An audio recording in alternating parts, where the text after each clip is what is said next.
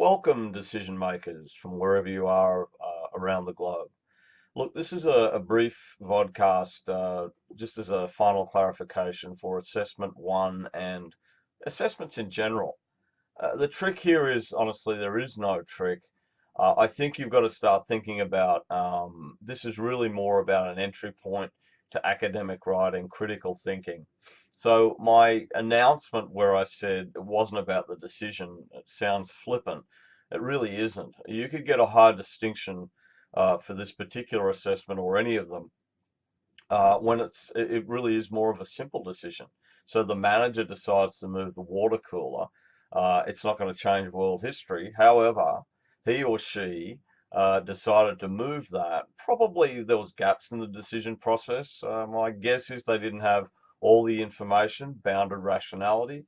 They may have actually introduced some uncertainty and risk, and perished the thought there could have been a black swan involved, if you get my point.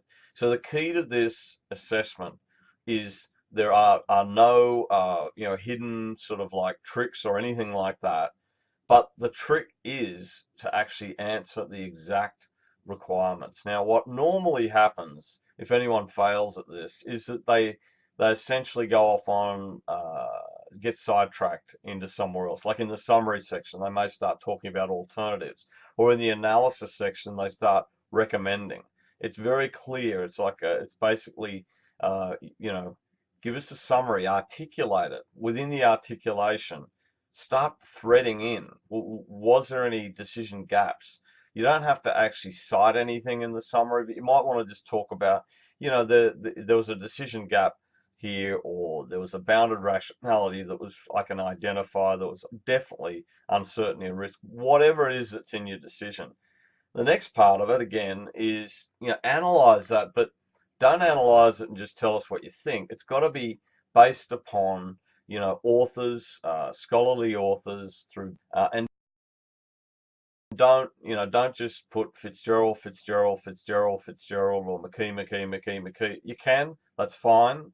I'm just telling you, if somebody wants to excel at this, show the reader that in fact you've done just a little bit of research, maybe that's outside the box. Add controversy. We love that.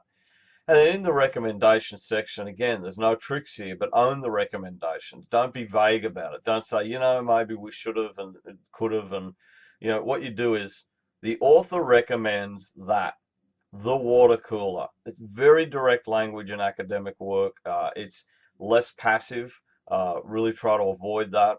Try to avoid conversational language. I'm just telling you how it is. It's the same as writing a business report. You're not going to put colloquialisms in there. You're going to actually write it in sort of like professional manner. That's what this is about. So hopefully this helps out. In summary, basically answer the requirements, you'll be fine. The second assessment coming up is really the same idea, but from a different perspective. So you're going to be looking at, case studies. Again, some might find that a little easier because basically they are full of decision issues. Hopefully this is helpful. Obviously, I will take a call, or I can call you, Skype you, Blackboard collaborate anytime you set up the call. And enjoy. Really happy to see everybody enjoying this course from what I'm hearing back. Thank you.